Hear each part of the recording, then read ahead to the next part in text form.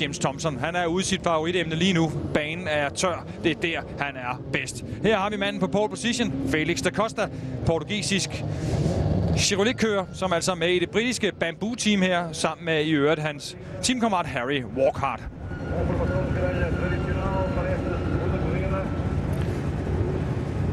Og vi har samtlige 15 biler over til på startgridden her. Et lidt, kan man sige, amputeret europamesterskab, men heldigvis kan vi da så rose os af, at vi altså har nogle af de bedste standardvognskører i Europa med her. Så derfor så er det altså et spændende og herre-race. Norbert Michelisz vandt første løb, 10 point. Han kommer som vinder af den europæiske cup i Seat Leon Cup'en, og det er altså det, der har sat ham ind som fabrikskører her for Seat med deres Leon TDI'er. Men vi venter på, at lamperne tænder her. Når de går ud, så er starten gået, og den går her. Lad os så prøve at holde øje med Engsler, om han får en superstart forventet. Vi kan se, at han går allerede indenom her. Engsler presser sig på. Det er jo altså klart en fordel at være BMW-kører lige nu, især på den her bane her. Men op foran er det altså portugiseren, der stikker af. Men der bliver altså virkelig presset på her. Hvor har vi Michel Nykjær? Han er altså også godt med nu. Og så har vi første problemer her. Og det er nummer 6, der er ude her, og vi skal lige se, hvad der koster slipper forbi. Det er, der er mere ballade her. Massivt. Og jeg tror faktisk, Norbert Michelisz, han er med i det her. Prøv lige at se det her. Det er altså en mand, der fører lidt indtil videre. Han er sat bag os nu. Så nu er det altså åbent det løb her. Så har Michel Nykjær chancen. Her har vi Engsler. God start for Engsler, ingen tvivl om det. Og hvor har vi Michel Nykjær? Også en god start til ham. Og vi har altså James Thompson hængende her. Så det her, det ser altså ud som om det flasker sig rigtig godt for Michel. Her har vi James Thompson, der har vi Michelisz, og vi har Engstrøm. Det er altså nogle af de rigtig stærke, der er sat ned bag her. Og Costa i problemer. Han rammer en våd plet og er altså ude af henten, men har altså trukket et solidt forspring.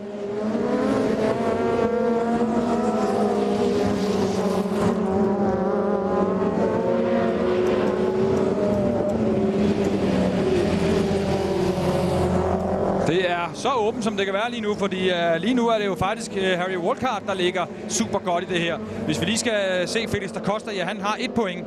Han får 10, hvis det er holder, har trukket god afstand. Det er der vist ingen tvivl om. Cavalho, ja, han sluttede 7 i det første løb. Han har 2 point. Så det her, det bliver altså...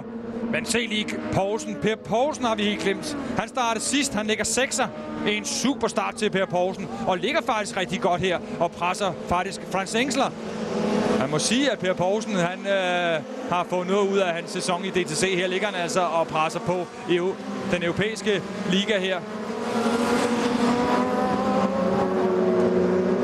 Og her har vi så Michelisz og Thompson, og det var så Michelisz, der lige snuppede James Thompson her. De passerer en af de langsommere produktionsklassebiler, men ikke rigtig fart i James Thompsons Honda. Måske har han problemer her.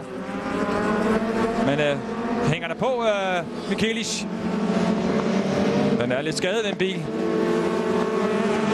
Men desværre må vi altså konstatere, at Michel Nykjær, han er på vej ud i piten her, som vi ser i billedet. Og han har et knækket baghjulsophæng, og dermed er Michels chance for at gentage og lave hat-trick. Den er udelukket her. Her har vi Perfection Racing-teamet, og der bliver desværre rystet på hovedet her. Den kommer ikke ud at køre. Men hvad sker der her? Der har vi Michel hængende lidt her, og bliver trukket med ud her, men i første omgang slipper han forbi. Og det er altså ude for billedet her, at det desværre går galt for Michel. Han kommer her, og så kaster han indenom her. Jeg tror, Michel får lige bremset sent nok, og der får han altså revet hjørnet af 8'eren, og det koster altså et baghjulsophæng for Michel Nykjær, og hans Europachancer er altså ude her for ikke et hat-trick. Skuffelse selvfølgelig for Michel Nykjær. Da Costa er i suveræn føring her, og har også sat hurtigste tid indtil videre. Men der er altså nogen, der jagter nu, og de kommer her bagfra med Selli her. 2 forskellige kørestil.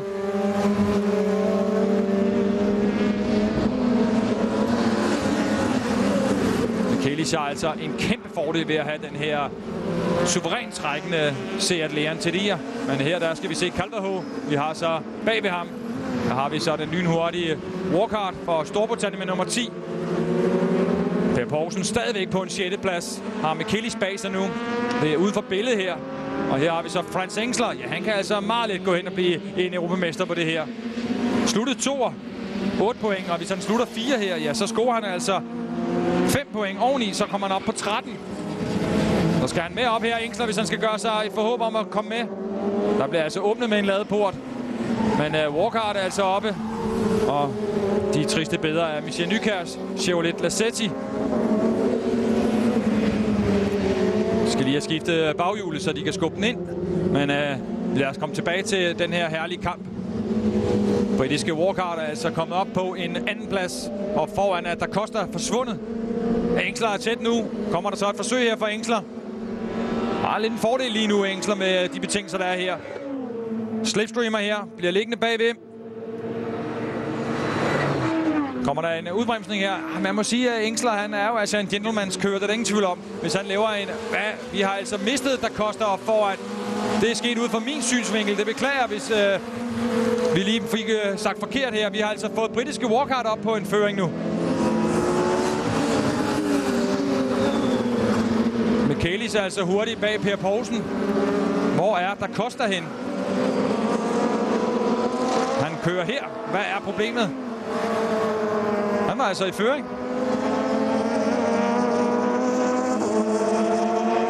Nå, ja. Sådan er motorsport.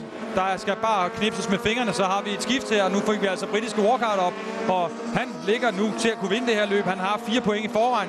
Det er 14 point, han skal have. Engsler skal op og overhale her. Kom så, Engsler. Det er altså en tredjeplads, du ligger på lige nu. Det er 6 point. 6 point til de 8, du har. Ja, det giver faktisk 14 point. Så det er så tæt det her. Men der mangler et eller andet i Engslers bil her til at hænge ordentligt på. Og så var han ved at få bremser. Ja, så kommer Engsler. Så var hullet der igen. Men Calvajo, ja, han var tæt på at bremse sig selv af banen her. Engsler ikke tæt nok, eller måske aggressiv nok til at udnytte det. Og så har vi så fået Thompson op på en 4. plads. Kommer altså lige pludselig frem for ingenting, James Thompson. Michaelis er nu på en 5. plads. Poulsen stadigvæk på 6. pladsen. Det er altså sket igen også uden for vores kameramængder desværre her. Men en helt super kørt af James Thompson her. Var altså næsten helt nede sidst. Og er altså også kommet op nu og blande sig. Og det kan jo også gå ind og give James Thompson en mulighed for at blive europamester. Så det er altså 3 kører, der kæmper lige i øjeblikket. Walkart, Engsler, Thompson. Walkart, der ligger 1'er her. Vi har presset voldsomt af Calvajo. Engsler ligger 3'er. Thompson ligger 4. Hvor har vi Thompson og hans tider? Han er hurtig, Thompson. 1.27.8. Han er altså væsentligt hurtigere end konkurrenterne nu. Jeg tror, vi skal se James Thompson op og angribe den trækløver her lige om lidt. For han har virkelig farten. Kommer Engsler her. Laver du et hul nu? Arbejder selv på at arbejde sig ind på et hul. Får presset sig op på siden nu. Men så kommer Thompson altså op, fordi hvis de kæmper, så bliver der... sådan. Perfekt kørt af Engsler her. Super overhaling. Så lige nu, der er det altså Engsler, der har en europamesterskab inde i sin svedige racerhånd med hans racerhandske udenom.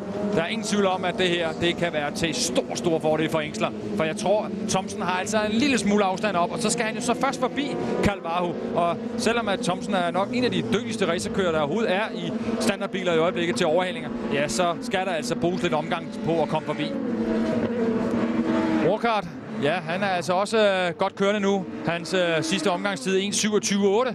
Det er så selvfølgelig hurtigere end Engslers sidste omgangstid, fordi han havde en overhaling med den overhaling, eller i den omgang. Men hvis vi lige ser James Thompson, hans sidste tid, ja, den er 1.27.1. Han er 7/10 hurtigere end den førende Walkart her. Så James Thompson, han er altså flyvende nu.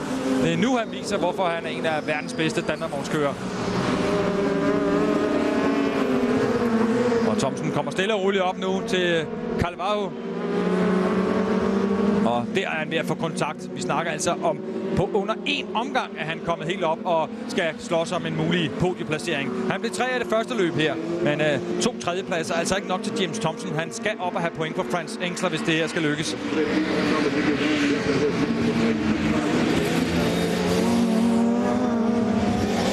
Calvajo prøver nu at presse. Og her, se der kommer den cementering med den hurtigste tid for James Thompson. Og det er altså væsentligt hurtigere end de andre. Vi snakker altså næsten et helt sekund hurtigere. Men det ses også tydeligt her. Nu er James Thompson ved at få kontakt med portugisiske Calvajo. Og så er vi nede hos Michaelis, som har en lidt skade til det her. Og Han kan altså ikke hænge på det tempo, som Thompson lægger ud her. 1.27.7. Det er 16 langsommere end James Thompson. Så det er altså de to BTCC-kører, der skiller fra nu. Men et eller andet sted, så svarer Walkart altså perfekt tilbage her. Kører med i det britiske standardvognsmesterskab Walkart i hans Chevrolet Lacetti. Og så tror jeg, at Thompson på den her omgang vil få kontakt med Carvalho.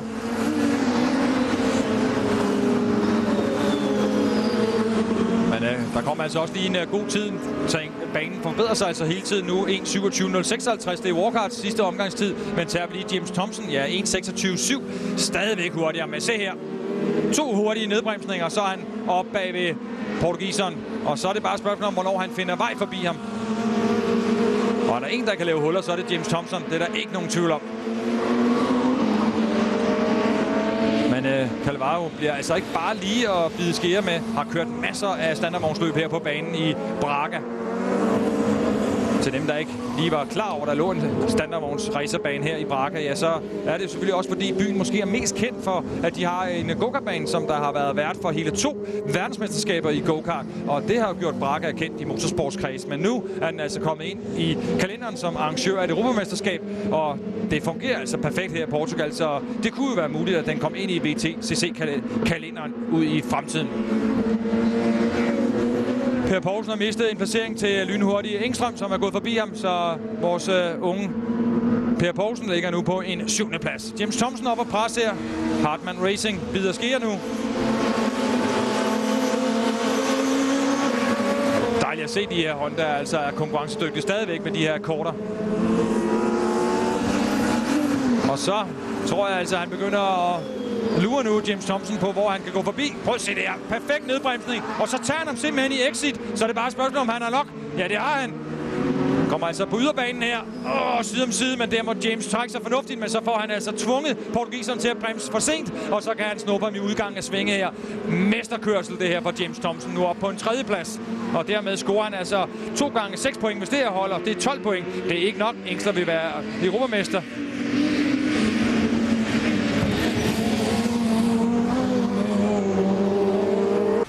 Just nu kan du välja mellan vattenkraft från 4 olika jämtländska forsar.